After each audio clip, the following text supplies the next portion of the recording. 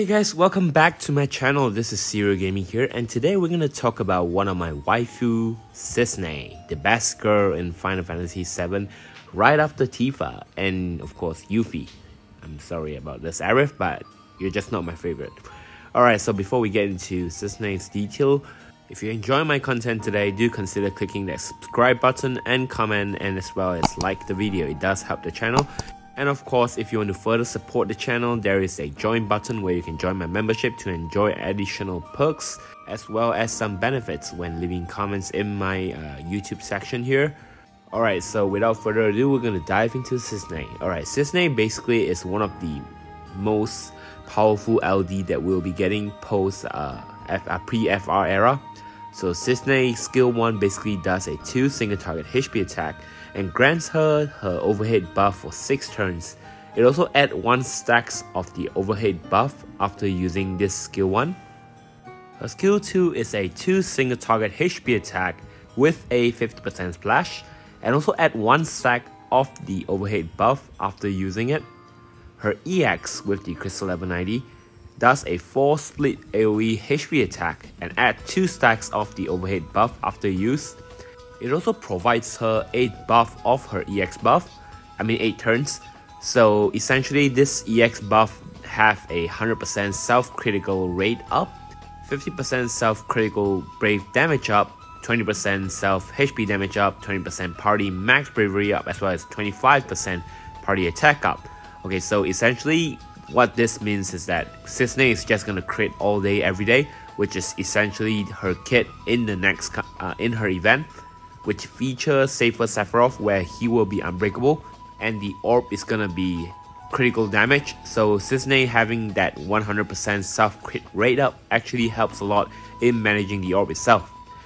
Her additional ability, which now lasted for 7 turns, will add 1 stack of her overhead buff as well, and it provides a 10% self overflow up, a 20% self attack and brave damage cap up. Her LD, on the other hand, does a 3 full AoE HP attack.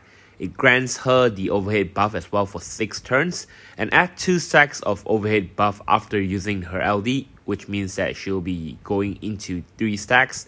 It also grants her the LD buff, which is called Turk's Rising Star, for 9 turns, which provides a 20% party overflow, brave damage and HP damage up. It also grants her another buff called Like a Shooting Star for 1 turn only. This buff itself allows Cissnei's overhead stacks to continue at the maximum stacks, which means that it will not decrease as long as the buff is active. And since it's 1 turn, it essentially means that Cissnei will always have 3 stacks of her overhead buff as long as she doesn't get a turn. So what does this mean actually? Because the overhead buff, as you can see, all of her skills has some relation to that overhead buff. It is where Cissnei shine as a damage dealer follow-up attacker. So the overhead buff essentially provides a 30% self max bravery and attack up, and a 10% party max bravery and attack up. But the best part about the overhead buff is actually the stacks. Add 1 or 2 or 3 stacks depending on which stacks you add. She will do 1 or 2 or 3 split AoE HP attack every time a party member attack the enemy. So for example, if she has 1 stack of her overhead buff, she'll be only doing 1 AoE HP attack. It is split, by the way. And if she has 3 stacks, she'll be doing 3 split AoE HP attack, which means that she'll be doing the maximum number of HP attack for a follow-up attacker. So this is actually what makes Cissnei such a good unit, because she's the only one that has 3 HP dumps on her follow-up. Compare even right now in JP, even Kane or Core with their rework only does 2 follow-ups every time they did their attack, and Cissnei is the only one still outshining most follow-up attackers in that situation.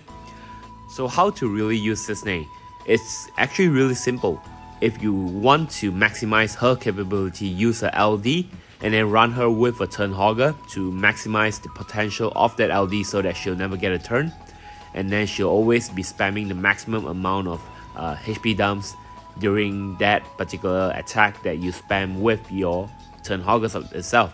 Of course, when I'm talking about turn hoggers, I'm talking about units that actually has a target attack Instead of just spamming your skills like selfie or ramp, you need to have a targeted attack unit like Terra that has the turn hogging capability while also attacking the enemy. With that character together with Cissnei, that will be very powerful, since Cissnei's mechanics are very similar to that of Yang or for example Core.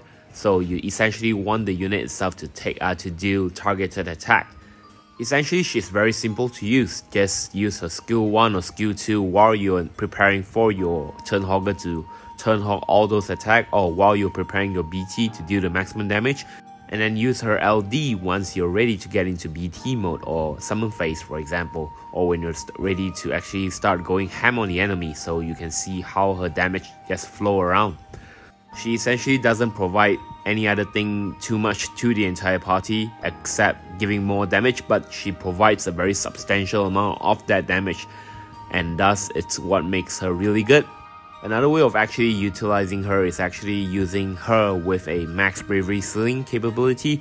Since Cissnei doesn't have any brave gain in between HP attack, it actually makes her a little bit harder to run in Shinryu era if she's not dealing enough bravery damage, or if her elemental is being cut. So units like Kate Sith, for example, can help pumping her damage up, or even just his core alone can help Cissnei a lot in that situation. Or if you were to go with a max bravery ceiling to further boost up her damage, that would work as well. But like I said, Cissnei does have a lot of bravery attacks before pumping into that HP damage. So unless you're hitting very low amount of bravery attack, or if you're being resisted, Cissnei is just gonna pump up a very huge amount of damage. I'm still not really sure about the next character we'll be getting features alongside Cissnei. My guess is Y'shtola, since she was delayed a little bit, I guess, but not really important for me anyway, since I don't really have her kit. But Cissnei here is just very good regardless of what kind of character we'll be getting alongside with her banner. In my opinion, she doesn't have a lot of utility, but the soul damage dealing follow-up attack that she provides is enough for her to generate enough hype to be very relevant in this current era.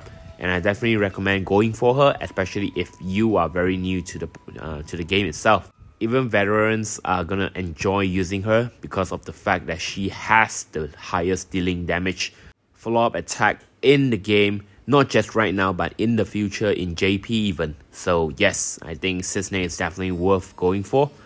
So what are you guys planning on the banner? I'm thinking whether to jam on the banner since I don't have Snow's BT, but I might throw some tickets just to test my luck first before going into the jam resources. What about you guys? Are you guys going to spare all these resources on her? Are you guys going to put some tickets, or just go straight to jams and hopefully you can get her without having to pity her kit? Although I do say that she's pity worthy, I do hope none of you actually have to pity that kit, because moving forward, we still have quite a few units that are really good before we get into the FR era, so you might want to save your resources.